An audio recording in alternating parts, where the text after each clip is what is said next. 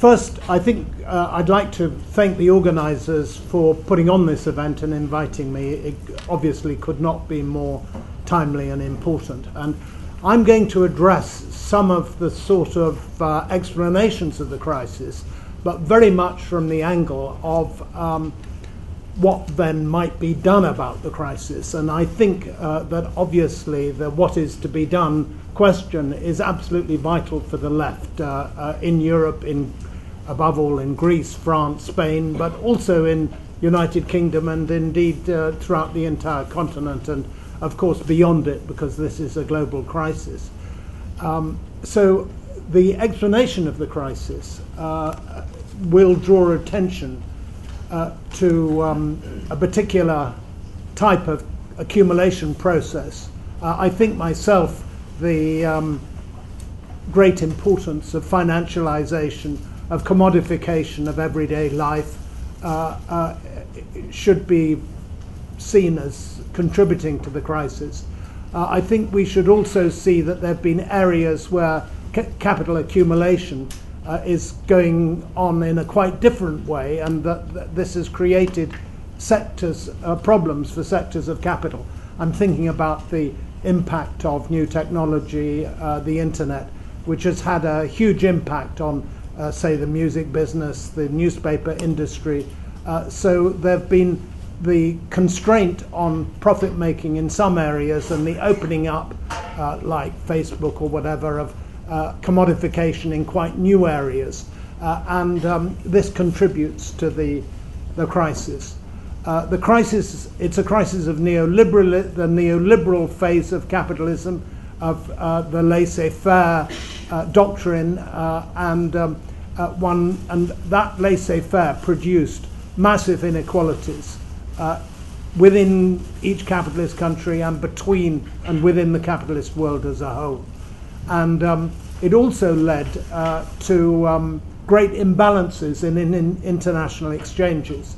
I'm involved in the New Left Review, and we had a big debate about Robert Brenner's analysis of the impasse of US industry in the 1990s and immediately thereafter, of a crisis of competitivity and of profitability.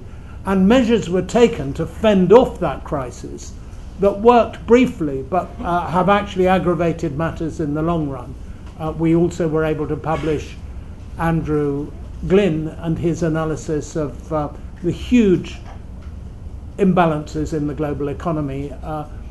Capitalism and the accumulation process was creating wealth at one pole and poverty at another, and yet the poor included many of the new proletariat that was churning out the highly competitive goods. And part of the problem was that there wasn't enough buying power. So it was a classic underconsumption, overproduction type of issue that would be one essential dimension of the crisis.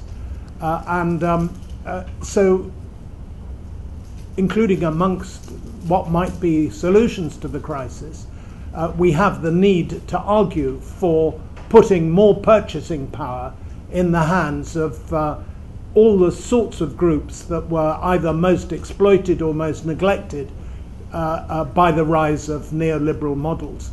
That means encouraging better pay for Chinese workers, better pay actually for German workers too, but certainly better pay for the much less well-paid Chinese workers and farmers.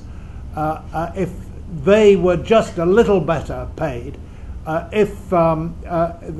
they would help to create a gigantic new market for other producers, not only in the United States, where all the deficits were piled up, but on a multilateral basis, and that would have helped the United States itself. I think the lesson here for the left is simply to redouble support for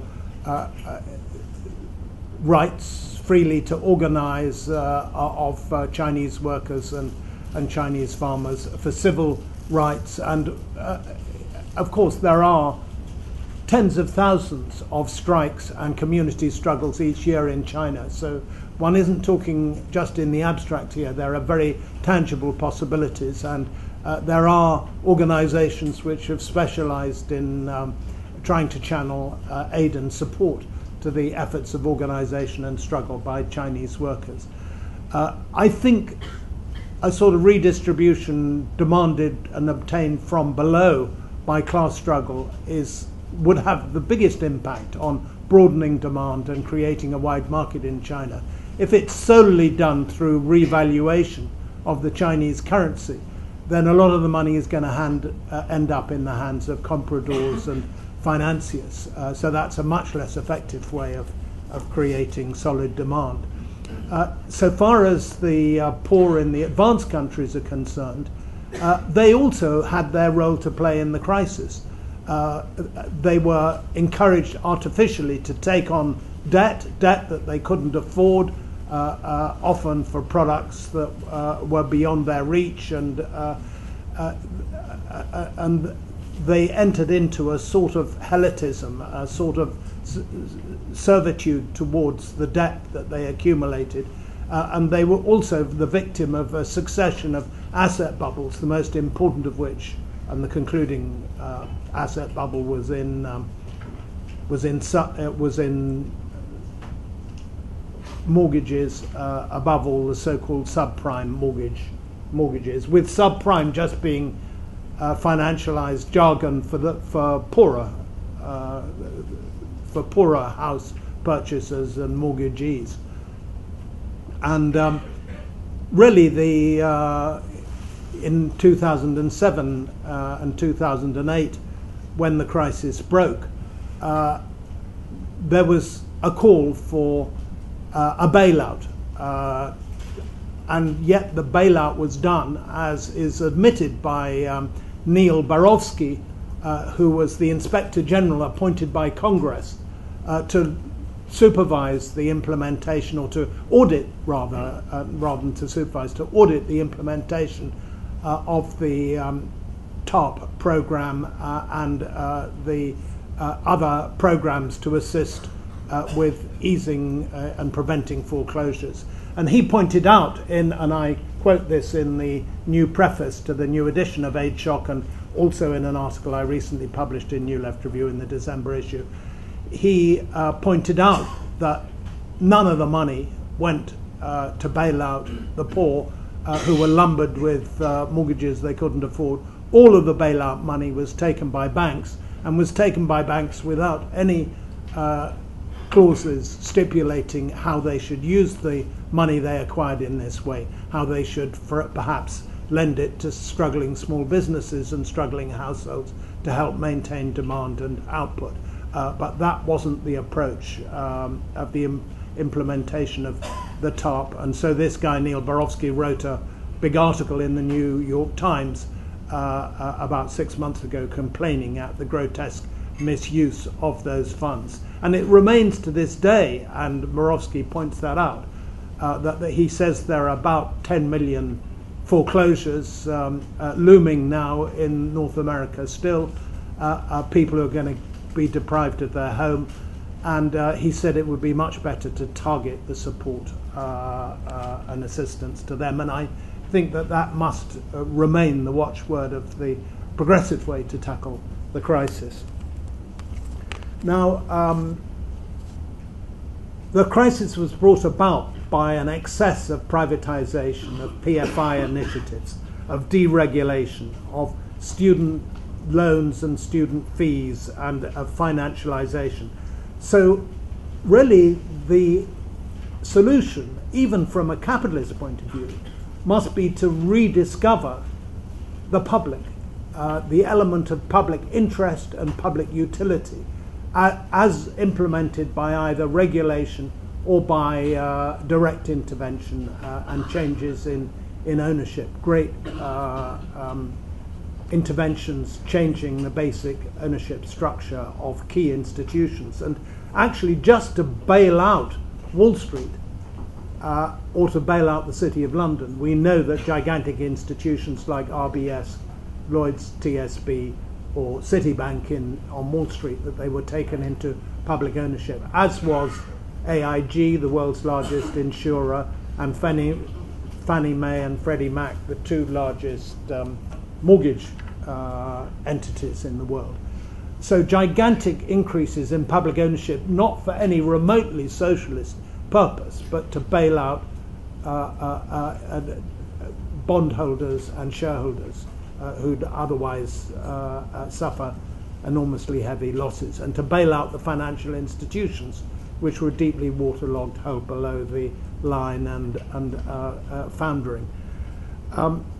So, I mean, of course, there was an epoch when the left was almost defined by, I think there'll be some still in the room who remember this, nationalize the top 25 banks. That was the great call back in the early 70s of the important section of the Labour left.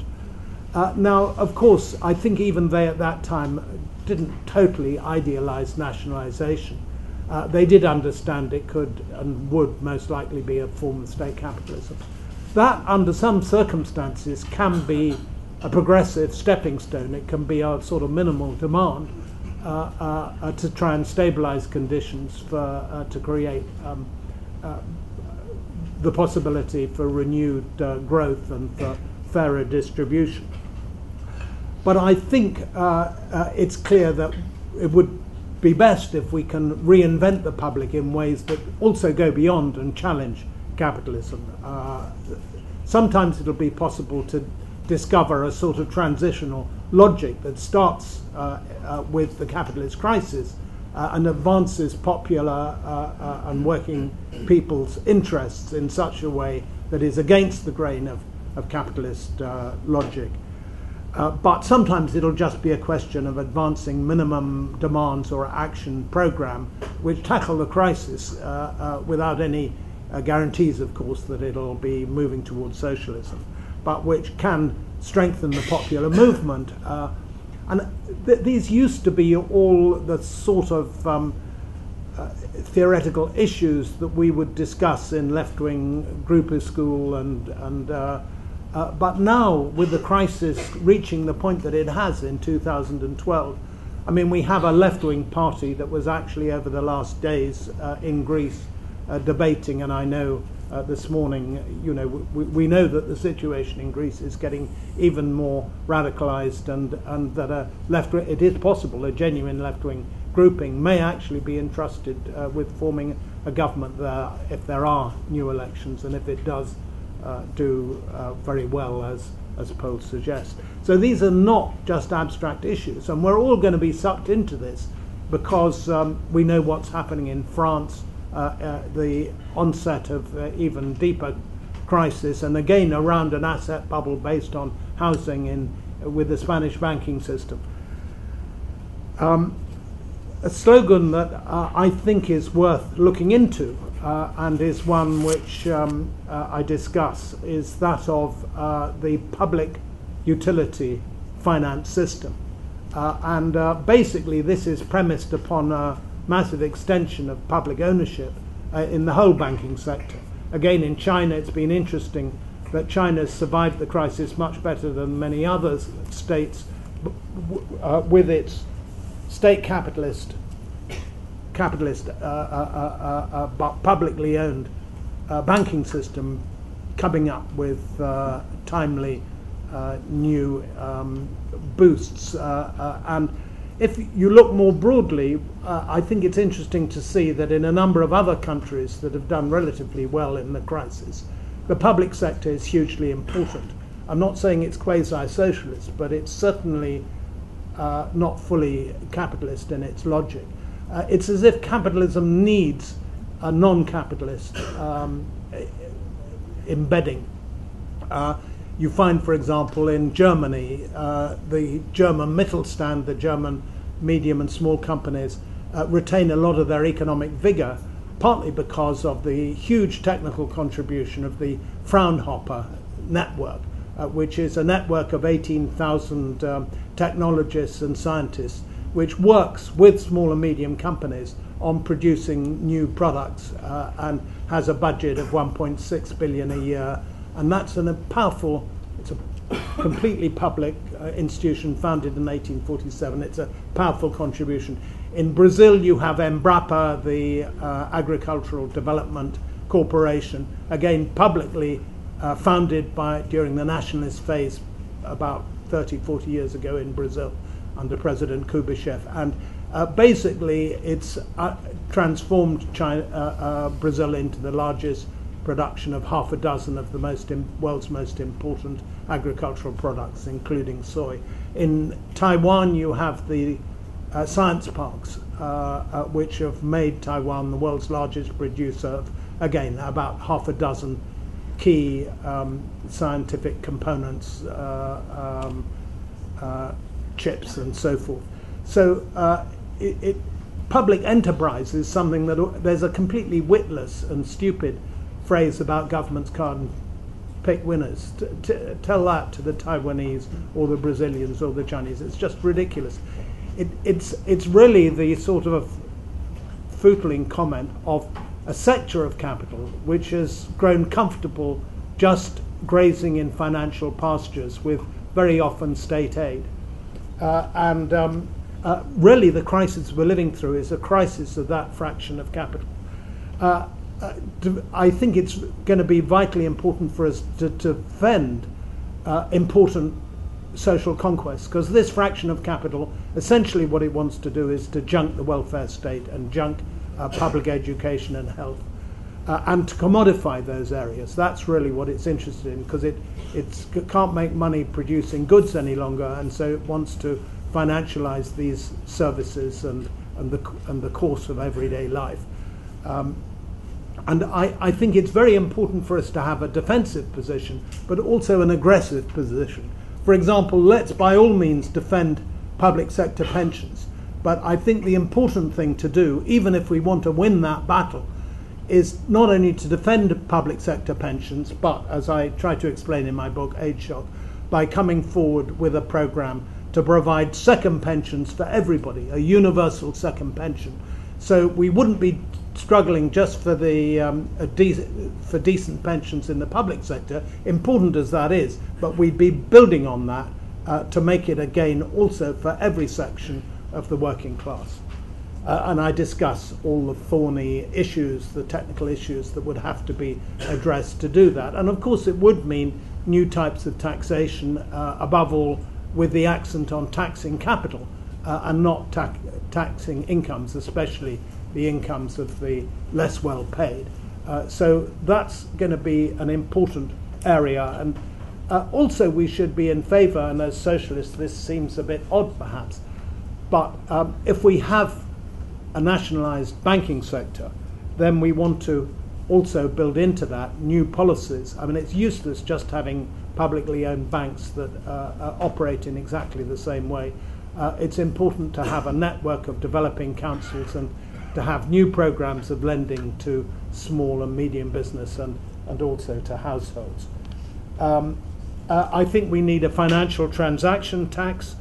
I think that we need to boost demand by putting more money into the hands of poorer citizens. I mean, I think the argument here is all in favour of popular programs, welfare programs, and also timely help to maintain the general level of demand, because it's absolutely true that only growth will really see us through the crisis, and that's actually the only reasonable way to build down the debt. So privatization, financialization caused the crisis, and I think we've got to devote time and attention, and I've just mentioned a few crude headings, to a reinvention of the public interest, to a reinvention of the need for welfare support, and of the need for a public a financial system geared not to speculation but to public utility. Thank you. Right, well, the first issue I'd like to address is the relative importance of finance and financialization in the onset and development and character of the crisis. You can see from what I said in my introductory remarks that I do regard it as a very important dimension of the crisis. You may also remember, I hope you do, obviously not everybody does, because I was specifically asked where would I stand on falling rate of profit and why didn't I say anything about it. I did actually say something. Do you remember I talked about Bob Brenner's work in the New Left Review on the falling rate of profit in the United States? So I did situate my analysis within that brief reference, which Brenner has published 3 or 4 articles in New Left Review and 2 books, and it's a substantial body of work, and I wasn't trying to reproduce it all. It has some strengths and some weaknesses, which I'm going to explain in a minute. But so far as the actual mechanism of the link between a crisis that, yes, does have whose specific character focused around the collapse of financialization or the check to financialization. Really my position, again, I did try and explain it in my introductory remarks. It's very similar to what Alex said and to what Brenner has subsequently said, namely that mechanisms to fend off this crisis rooted in profit, low profits and a fall in the profit rate were adopted. The idea Alex cited, the very concept of a sort of privatized Keynesianism, of really creating private debt, including the debt of some people, you know, very unable to afford it.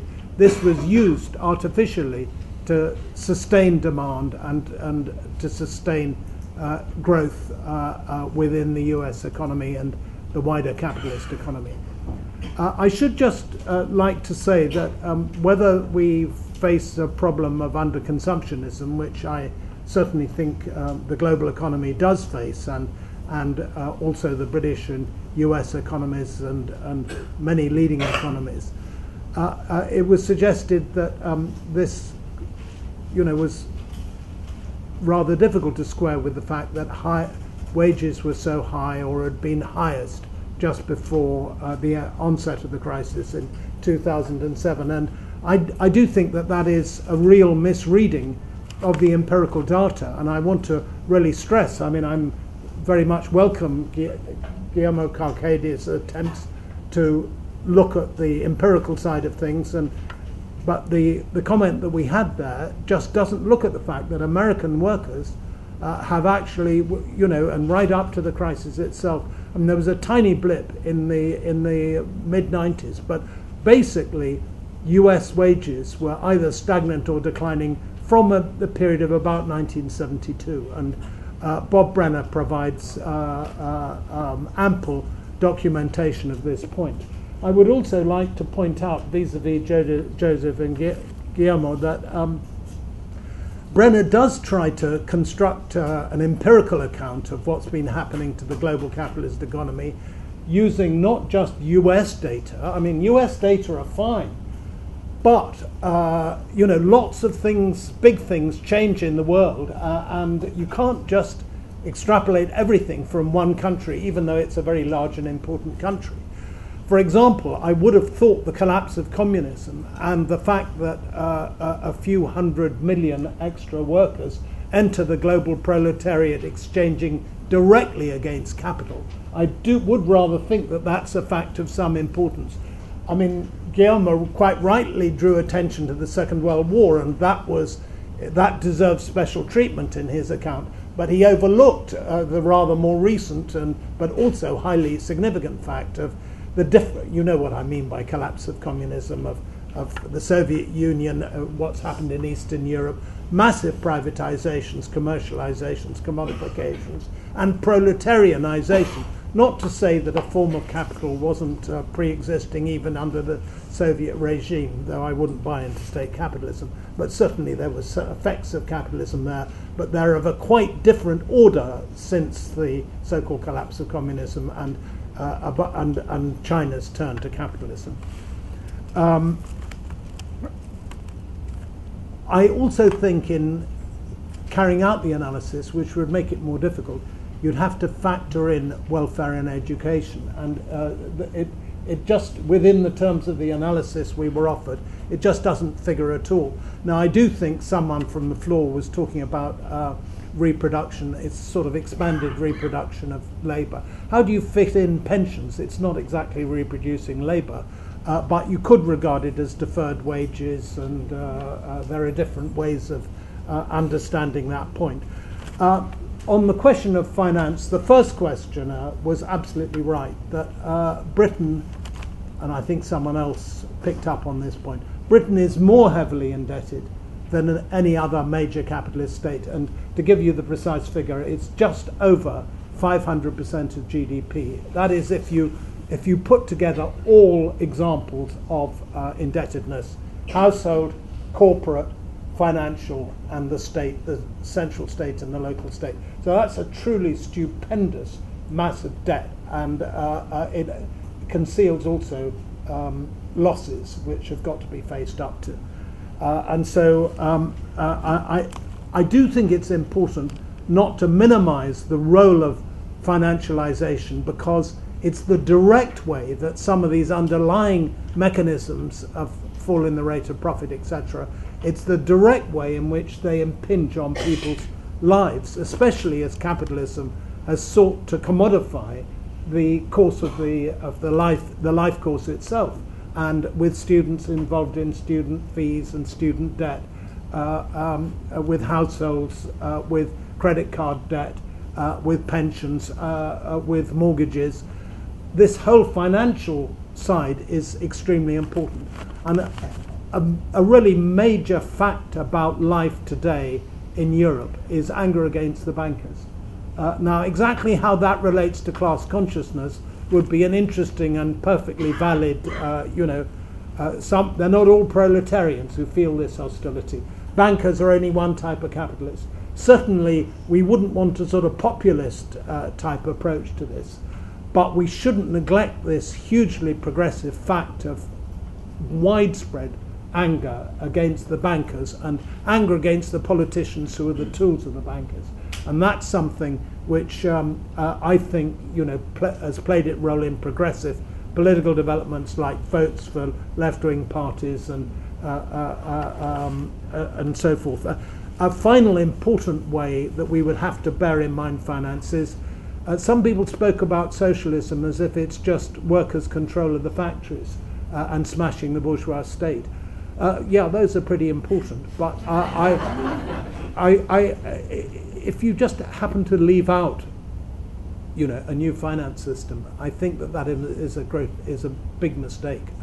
And I would myself insist that the criticism of financialization, I mean, when I wrote about it in New Left Review in 2002 and in 2006, and that actually directly predicted there's going to be some sort of massive crisis. I don't think the quality of my analysis, I mean, Brenner was far more thorough, but it just happens to be a fact that in 2006 I did say this is totally unsustainable.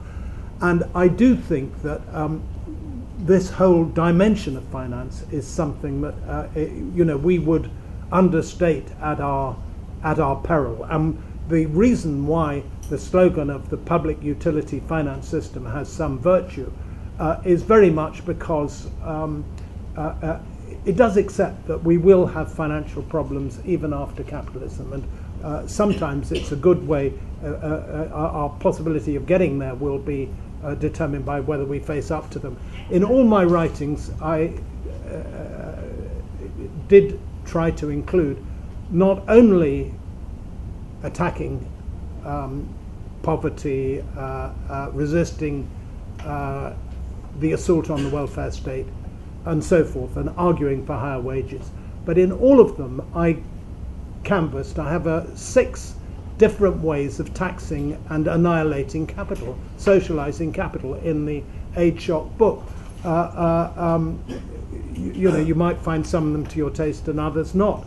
But I certainly didn't neglect that aspect of things. I think it's hugely important. Financial transaction tax I did mention here, but I have other direct taxes on capital which I tried to and aimed at the annihilation of capital and socialization of all existing forms of it.